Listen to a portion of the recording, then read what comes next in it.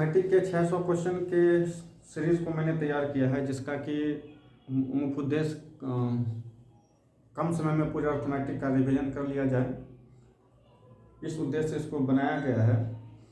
और इसमें सबसे पहले हम प्रतिशत चैप्टर पढ़ेंगे, और प्रतिशत चैप्टर में 30-35 टाइप के क्वेश्चंस को मैंने लिया है, जो कि अर्थमेटिक में बहुत ज़्यादा पूछे जाते हैं या बहुत ज़्यादा महत्वपूर्ण टाइप के क्वेश्चंस होते हैं। तो इस 600 क्वेश्चन में हम सबसे पहले प्रतिशत पढ़ेंगे, फिर लाभ हानि पढ़ेंगे, फिर साधारण ब्याज, चक्रवृद्धि ब्याज पढ़ेंगे। इस तरह से आगे बढ़ते हुए एक सीरीज में चैप्टर लेंगे, और हर एक चैप्टर से 30 क्वेश्चन 32 क्वेश्चन जो अलग अलग टाइप का क्वेश्चन होगा उसको करते हुए निकल जाएंगे, ताकि एग्ज़ाम के समय में कम समय में उसका रिवीजन कर लिया जाए। तो आज 600 क्वेश्चन का पहले सीरीज का पहला क्वेश्चन प्रतिशत से होगा, और पहला क्वेश्चन करते हैं प्रतिशत से।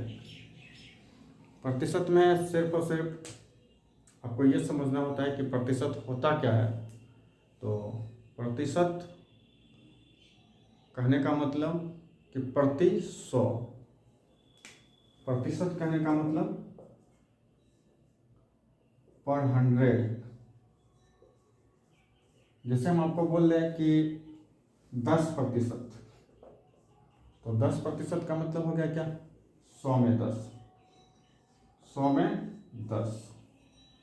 आप बोले 10% बढ़ा दिया, 10% घटा दिया, इससे आप समझ रहे होंगे कि बोल दिए कि 10% बढ़ा दिया, अर्थात इसमें 100 में 10 बढ़ा दिया जाएगा, और 10% घटा दिया जाए तो जो भी प्रतिशत आ गया तो इसका मतलब 100 में 10 घटा दिया जाए। इस तरह से यहाँ से आप क्या समझ सकते हैं कि 100 में अगर 10 जोड़ दिया जाए, यानी अर्थात बढ़ा दिया जाए, तो कितना हो जाएगा? 110 बटे। और 100 में अगर 10% घटा दिया जाए तो 10% कहने का मतलब कि 100 में 10 घटा दिया जाए, यानी कि 90/100 कर दिया जाए।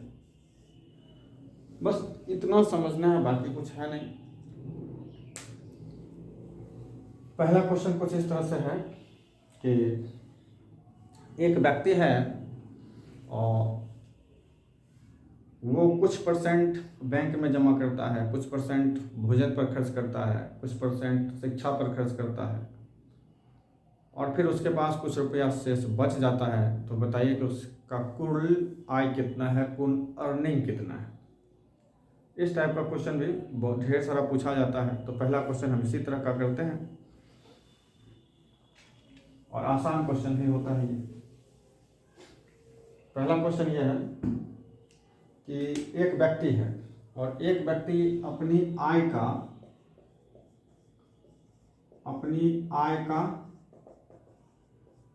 4% दान देता है। 4% दान दे दिया, शेष आय जो हुआ,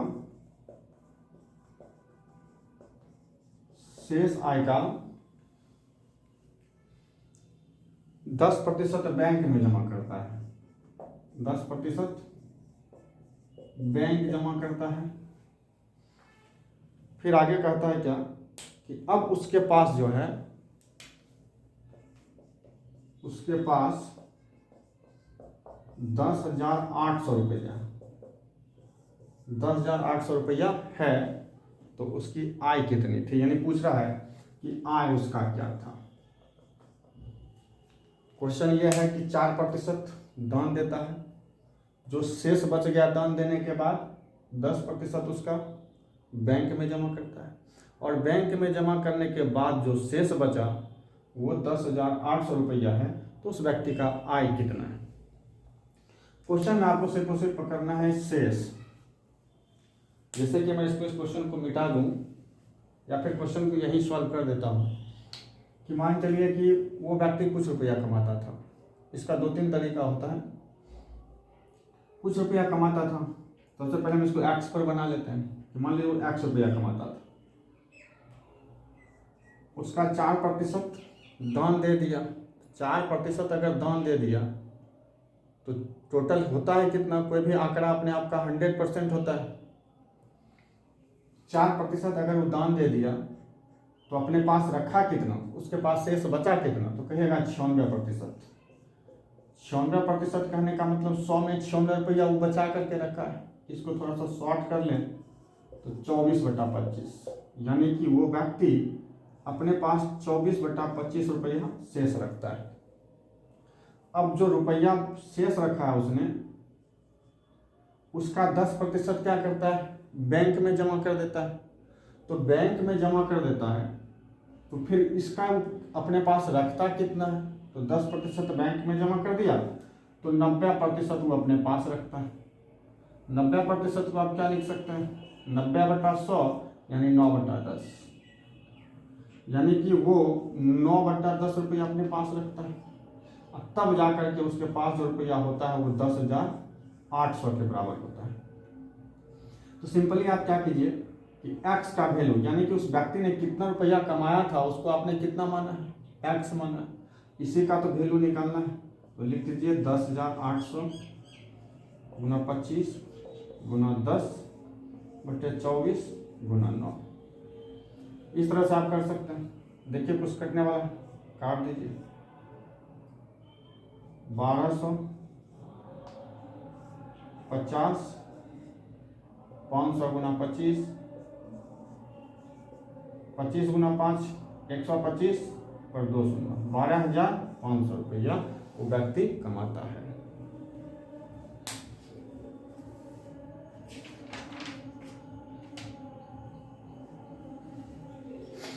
यहाँ से फिर से समझिए, 100 रुपया व्यक्ति कमाता है, 4% दान दे दिया, बचा कितना 96%। 96% का फ्रैक्शन 24/25, जो बचा उसका 10% बैंक में जमा किया, तो 90% अपने पास रखा। 90% का फ्रैक्शन 9/10, जो कि किसके बराबर है, 10,800 के बराबर है। आप x का वैल्यू निकाल लीजिए, 10,800 गुना 25 गुना 10/24 गुना 9। आप 24 कर लीजिए, 9 एक बार में कटेगा, और यहाँ से अगर इसको हम काटते हैं तो 12 गुना 9 108, और बाकी 2 का 0 2 का 0 आ गया। अब 1200/24, 24 में अगर 1200 को काटें तो 24 50 बार में 1200 को काटेगा, तो अब आपके पास बचा क्या, तो 50 गुना 25 गुना 10, तो 25 गुना 5 कितना होता है 125, और 125 के बाद एक शून्य इसके पास और एक शून्य इसके पास, यानी 2 शून्य अपने आ गया। तो बताइए इसका आंसर कितना होगा, 12,500 आंसर होगा इसका।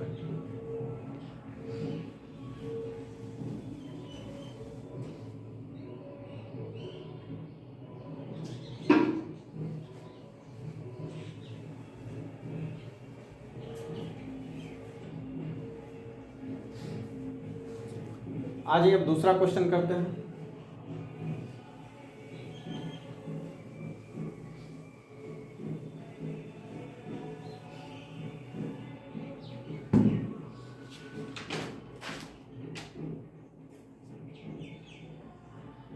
दूसरा क्वेश्चन यह है कि यदि ए की आय बी की आय से 25% अधिक है तो बी की आय ए की आय से कितना प्रतिशत कम है।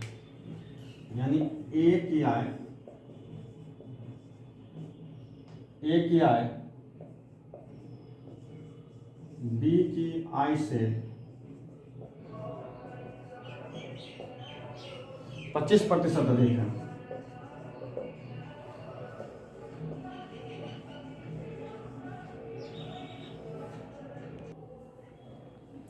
दूसरा क्वेश्चन ये है कि ए की आय बी की आय से 25% अधिक है, तो बी की आय ए से कितना प्रतिशत कम है।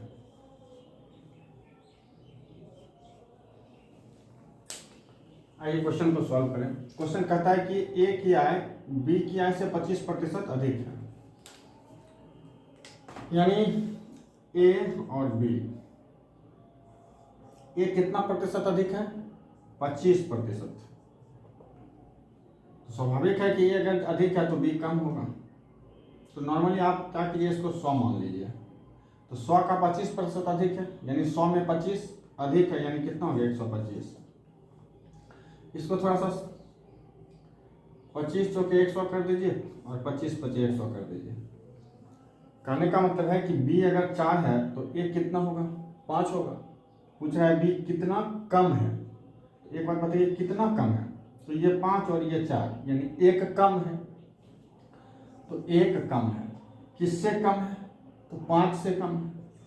अब चूंकि पूछ क्या रहा है, प्रतिशत में पूछ रहा है, तो प्रतिशत के लिए हमको क्या करना पड़ेगा, 100 से मल्टीप्लाई करना पड़ेगा।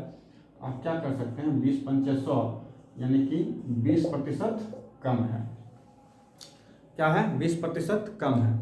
यानी जब a की आय b की आय से 25% अधिक है, तो b की आय a की आय से 20% कम होगा। आइए क्वेश्चन नंबर 3 देखिए क्या कहता है।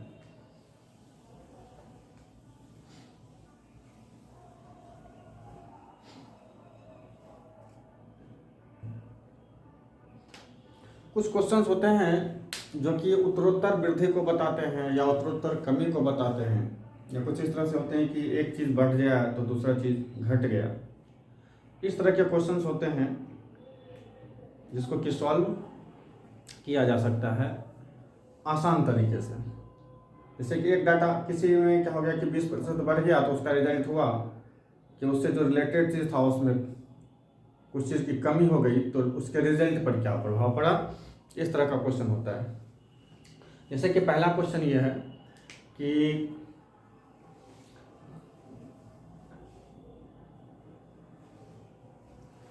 एक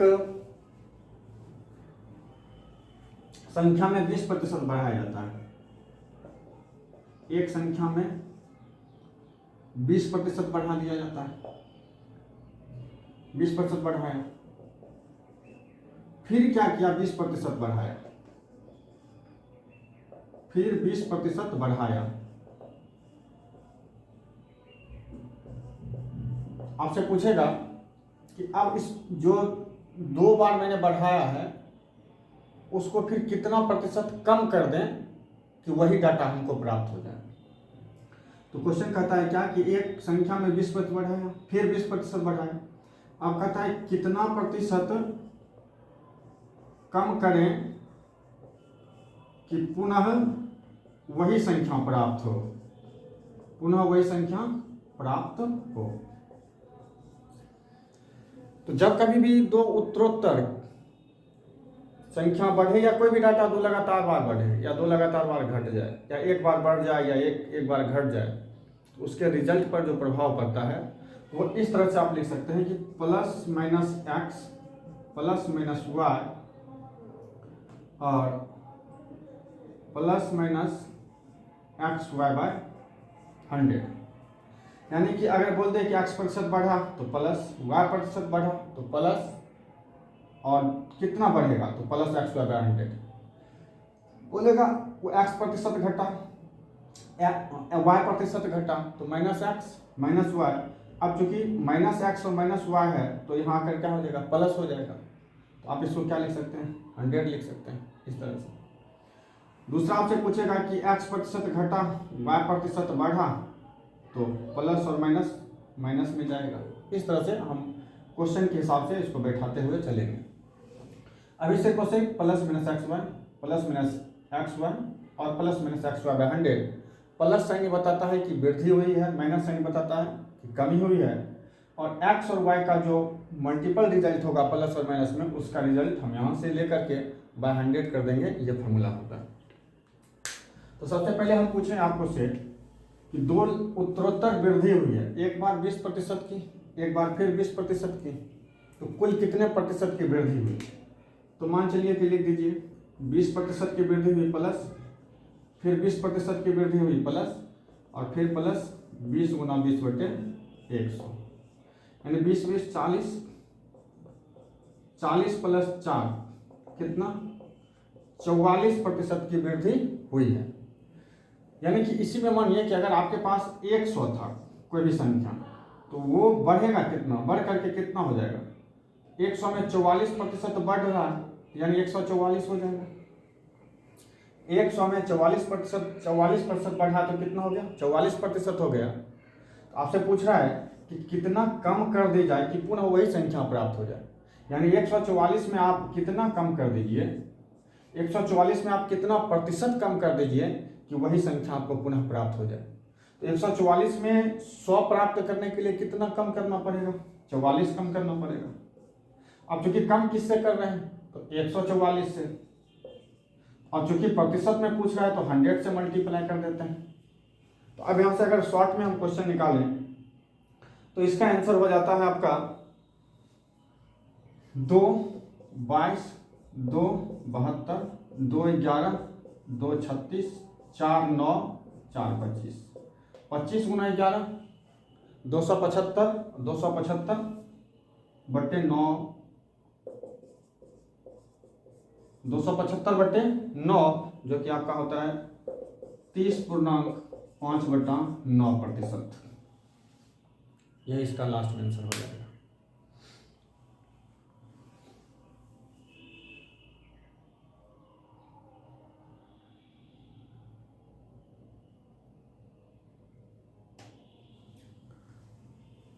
आ जाइए आप क्वेश्चन नंबर, अगला क्वेश्चन क्या कहता है आज की क्लास का। ये 1 2 शायद तीसरा क्वेश्चन होगा। क्वेश्चन नंबर 3 देखिए क्या कहता है। 3 कहता है कि एक वस्तु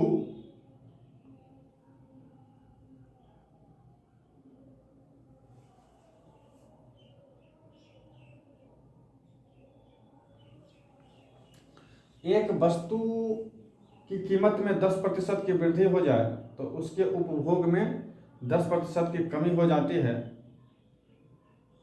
तो आप बताइए कि उससे प्राप्त आय में कितने प्रतिशत की कमी या वृद्धि होगी, इस तरह से। तो वस्तु की कीमत जो ही बढ़ेगा तो उपभोग क्या हो जाएगा, कम हो जाएगा। इस तरह से कि वस्तु की कीमत 10% बढ़ गया तो उपभोगकर्ता मतलब उपभोग करने वाले जो थे तो उपभोग 10% घट गया, यानी खपत 10% घट गया।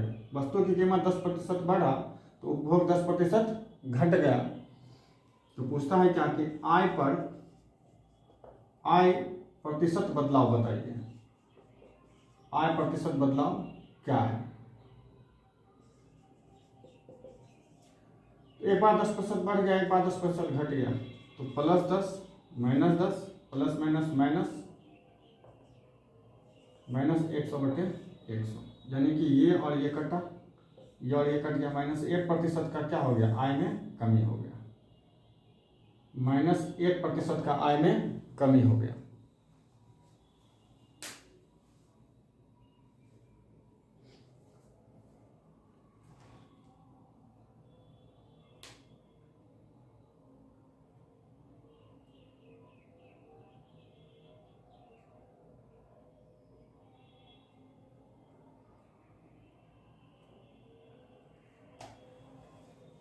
एक क्वेश्चन इस तरह से है, हालांकि क्वेश्चन देखने के बाद उसका आंसर पता चल जाता है, लेकिन फिर भी उसको एक बार सॉल्व कर लिया जाए।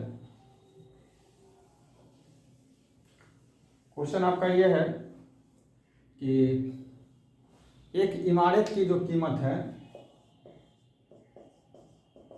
इमारत की कीमत वो है आपका 13,31,000। और इमारत जिस जमीन पर बना है उस जमीन की कीमत है, जमीन की कीमत है 7,29,000 रुपया। तो जमीन की कीमत बढ़ रहा है और इमारत की कीमत घट रहा है। इमारत की कीमत 10% से,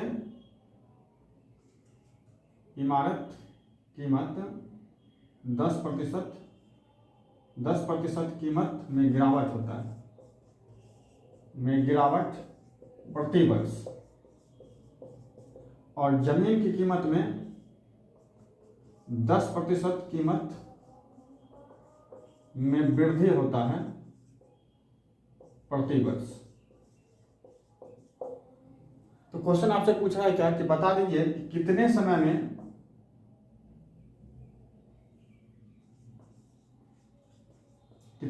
में दोनों का मूल्य बराबर हो जाएगा, दोनों का मूल्य बराबर हो जाएगा।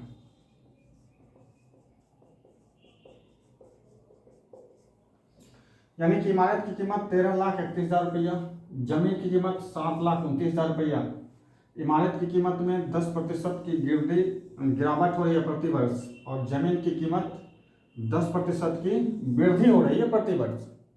तो पूछ रहा है क्या कि बता दीजिए कितने समय में दोनों का मूल्य बराबर हो जाएगा। देखिए क्वेश्चन इस तरह से है कि दोनों का मूल्य हमको बराबर करना है, और 10% से एक में वृद्धि हो रही है और एक में कमी हो रही है। यानी 13,31,000 रुपया में 10% की कमी हो रही है। 10% कमी हो रही है, इसका मतलब क्या हो गया कि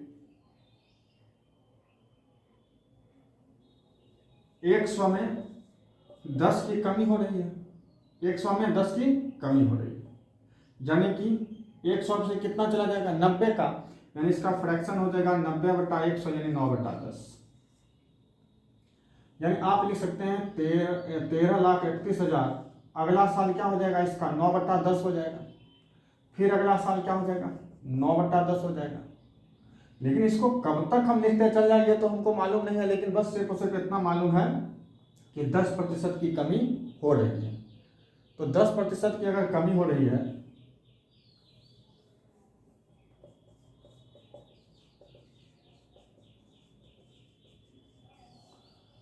10% की अगर कमी हो रही है तो 9/10, 9/10, 9/10 आगे भी जा सकता है। तो हम मान लेते हैं कि इसको मैंने n टाइम्स लिखा है। कितना बार लिखा है, n टाइम्स, यानी कि मान लीजिए ये आपका हो गया पावर n।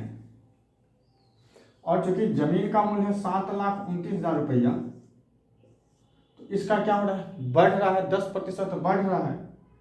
तो इसका अगर 10% बढ़ रहा है तो आप क्या लिख सकते हैं, 10% यानी कि 10/100, 100 में कितना बढ़ रहा है 10, यानी 110/100, यानी कितना हो गया 11/10। यानी इसका मूल्य अगला साल कितना होने वाला है 11/10। लेकिन कितना साल लगेगा ये तो हमको मालूम नहीं है, तो फिर इसको भी क्या कर ले, n मान ले। यानी ये बताता है कि n समय में दोनों की कीमत 10% घटे और 10% बढ़े, तो n समय में दोनों की कीमत क्या होती है, बराबर हो जाती है। आप ऐसा कीजिए, इसको 13,31,000 को ऐसे लिख लीजिए और 7,29,000 को ऐसे लिख लीजिए।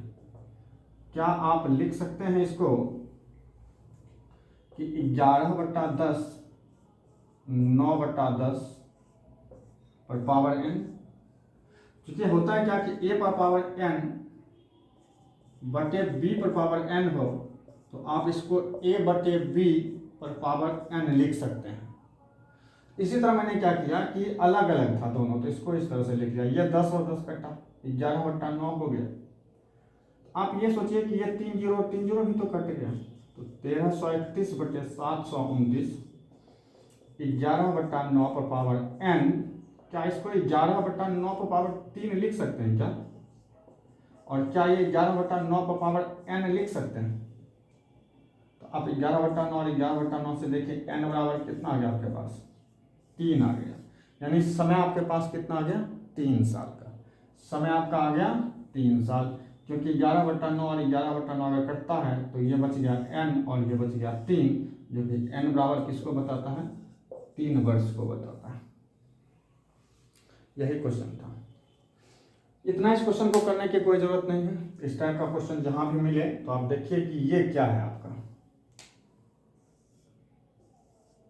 ये क्या नजर आ रहा है, क्यूब नजर आ रहा है, तो इसका मतलब 3 साल होगा। अगर ये स्क्वायर आता तो 2 होता। इस तरह से आप देख सकते हैं इसको।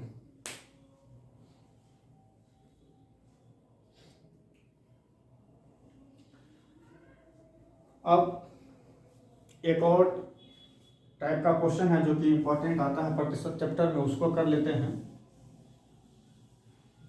कि मान चलिए कि किसी वस्तु के कीमत में कुछ प्रतिशत की कमी हो जाती है और कुछ, तो उसमें जो ग्राहक है उसको अपने खपत में कितने प्रतिशत की वृद्धि करनी चाहिए ताकि उसके खर्च पर कोई प्रभाव ना पड़े। या फिर क्वेश्चन इस तरह से रहेगा कि किसी वस्तु के खपत में कितने प्रतिशत कम दी जानी चाहिए क्योंकि उसके मूल्य में वृद्धि हो गई। यानी एक बार मूल्य में वृद्धि होगी तो खपत को कम करना पड़ेगा, और एक बार मूल्य में कमी होगी तो खपत में वृद्धि करना होगा। 2 टाइप का क्वेश्चन। और एक टाइप का क्वेश्चन होता है कि खपत में मूल्य में वृद्धि हो गया तो आप जो है सो अपने खर्च में कुछ प्रतिशत की वृद्धि करना चाहते हैं, लेकिन उतना नहीं जितना मूल्य में वृद्धि हुआ है, तो फिर भी आपको खपत में कुछ कम करना पड़ेगा। तो इस तरह से 3 टाइप का क्वेश्चन यहाँ बनता है, उसको हम लोग करते हैं धीरे धीरे। जैसे कि कहता है क्या कि दूध की कीमत में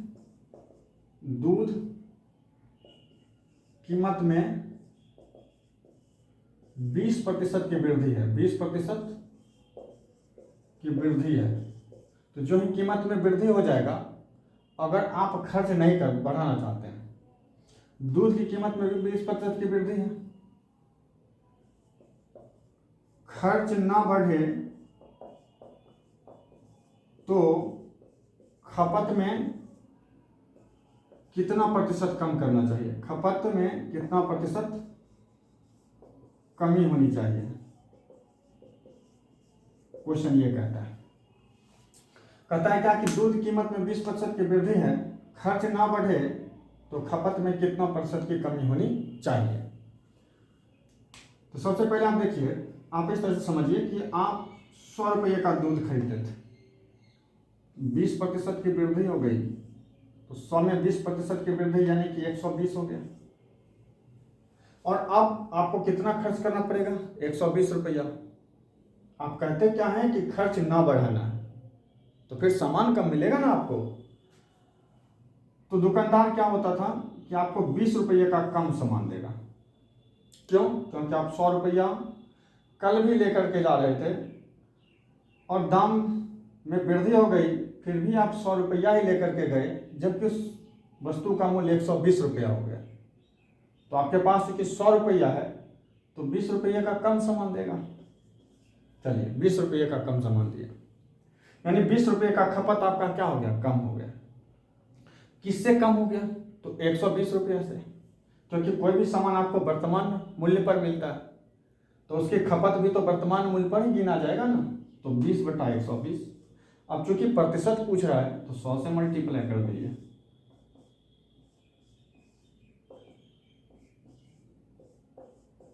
यानी कितना आता है, 50/3%, यानी कि 16.2/3% की क्या हो जाएगी, कमी हो जाएगी। दूध की कीमत में 20% की वृद्धि है, खर्च ना बढ़े तो खपत में कितने प्रतिशत की कमी होनी चाहिए। 100 रुपये का सामान था, 20% की वृद्धि हुई, 120 रुपया हुआ। आप 100 रुपया ही खर्च करना चाहते हैं, 120 के बदला 100 रुपया खर्च करना चाहते हैं तो 20 रुपये का कम सामान मिलेगा आपको, यानी खपत आपका 20 रुपये का कम होगा। ये 20 रुपये के सामान की खपत अगर आपका कम हुआ तो उसका वर्तमान रेट कितना है, तो 120 रुपया। चूंकि प्रतिशत खपत पूछ रहा है कमी का, तो 20 का कमी 120 से, प्रतिशत में 100 से मल्टीप्लाई कर दे, 50/3 यानी 16.2/3% हो गया। अगला क्वेश्चन देखिए क्या कहता है, इसी में अगर वृद्धि हो जाए तो क्या करना है, सॉरी कमी हो जाए तो क्या करना है।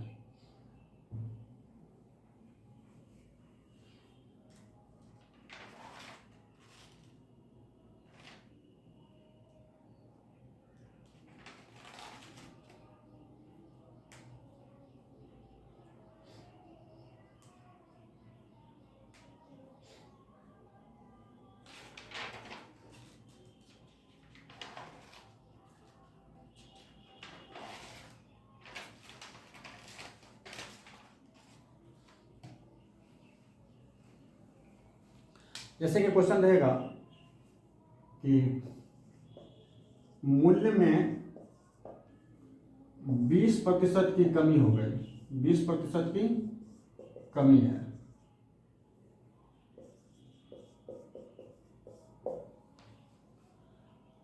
तो खपत में जो ही मूल्य में कमी होगी तो खपत में वृद्धि करना। खपत में कितने प्रतिशत वृद्धि करें कि खर्च समान हो, खर्च समान यानी खर्च बराबर हो। करना कुछ नहीं, सिमिलरली उसी तरह समझना है कि आप 100 रुपये का सामान खरीदते थे पहले, मूल्य में 20% की कमी हो गई, यानी उस वस्तु का मूल्य अब 80 रुपया हो गया, क्योंकि 100 में 20 रुपये की कमी यानी कि 80 रुपया हो गया। आप फिर भी 100 रुपया ही खर्च करते हैं, यानी कि जो सामान 80 रुपया में मिल रहा है उसमें आप 100 रुपया दे रहे हैं, यानी कि 20 रुपये का सामान आपको अधिक मिलेगा। खपत में कितने प्रतिशत की वृद्धि करना है आपको, तो कितने रुपये के सामान की वृद्धि होगी खपत, तो 20 रुपये की जो सामान होगी उसका खपत आप बढ़ा दिए, तो 20 बटे, क्योंकि इसका मूल्य कितना हो गया 80 रुपया, तो 20/80 गुना 100 कर दीजिए। फिर से समझिए कि 100 रुपये का सामान था, 20% खपत में वृद्धि, रुपया में कमी हो गई, तो 100 का 20% रुपया अगर कम हो गया तो 100 में 20 की कमी यानी उसका कितना रुपया बचा, 80 रुपया बचा। और अभी भी आप 100 रुपया ही लेकर के जाते हैं या 100 रुपया ही खपत करना चाहते हैं, तो आपको क्या करेगा, 20 रुपये का एक्स्ट्रा देगा सामान, तो 20 रुपये का खपत आपको ज़्यादा हो गया। 20 रुपये की सामान ज़्यादा आपको मिल रहा है खपत करने के लिए, तो वही तो पूछ रहा है खपत में कितना प्रतिशत वृद्धि, तो 20 की वृद्धि 80 रुपया से गुना 100 कर दीजिए, आपका आ जाएगा 20 चौके 4 25।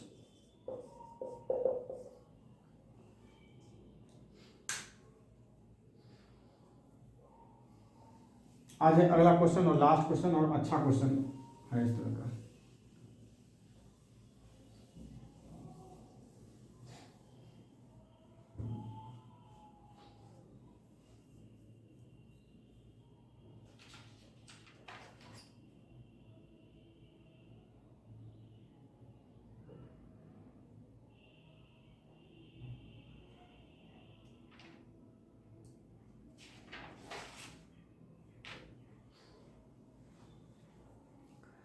कहता है कि सब्जी के मूल्य में 30% वृद्धि। अब अलग क्वेश्चन है, कहता है क्या कि मान लीजिए कि सब्जी आप खरीद रहे थे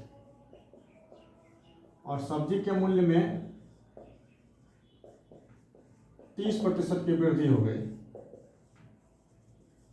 30% की वृद्धि हुई।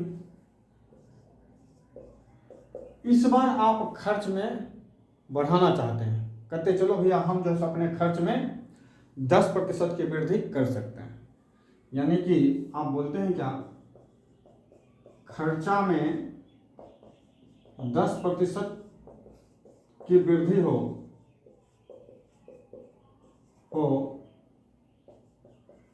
तो खपत में कितने प्रतिशत की कमी करनी है, खपत में कितने प्रतिशत की कमी करनी है।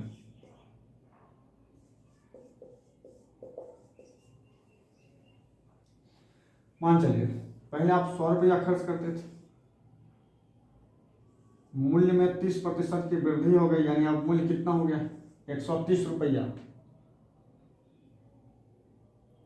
130 रुपया हो गया।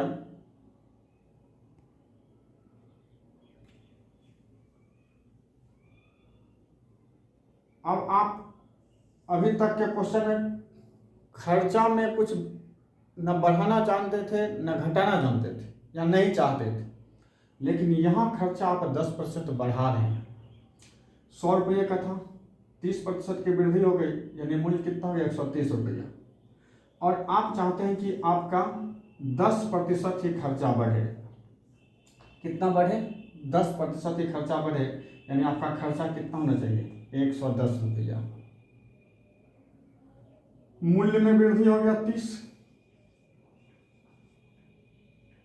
मूल्य वृद्धि और ये हो गया खर्चा वृद्धि। 100 रुपया मूल्य वृद्धि 30%, कुल मूल्य हो गया 130। 100 रुपया खर्च करते थे, 10% खर्चा में वृद्धि हुआ, हो गया 110 रुपया खर्च आपका। लेकिन फिर भी तो आपको 20 रुपये का कम सामान मिलेगा, क्योंकि 130 रुपये का सामान, वही सामान 130 रुपये का हो गया और आपके पास 120 रुपया ही है, तो स्वाभाविक है कि आपको 20 रुपये का कम सामान मिलेगा। 20 रुपये का कम सामान मिलेगा, यानी कि 20 रुपये का जो सामान होगा उसका खपत आपको कम करना पड़ेगा। किससे हो गया? तो 20 रुपये की कमी या 20 रुपये के सामान की कमी जो आती है वो 130 रुपये के मूल्य से आता है। आप इसको क्या कीजिए, 100 से मल्टीप्लाई कर दीजिए, प्रतिशत पूछ रहा है। 1 0 1 0 कटा, आपके पास बचा क्या? 200/13। आप इसको क्या लिख सकते हैं?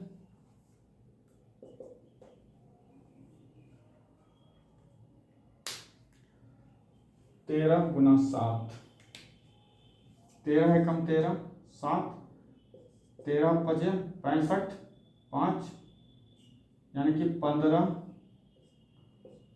13 195 और +5 यानी कि 15.5/13% आपको क्या करना पड़ेगा? कम करना पड़ेगा। फिर से इसको रिवीजन कर लीजिए। 100 रुपये का सामान था, मूल्य वृद्धि 30% की हुई, यानी अब मूल्य हुआ 130 रुपया। आप 100 रुपया खर्च करते थे, 10% खर्चा में वृद्धि बढ़ा दिए, 10% खर्चा अगर आप बढ़ा दिए तो अब खर्चा आपका कितना होगा? 110 रुपया।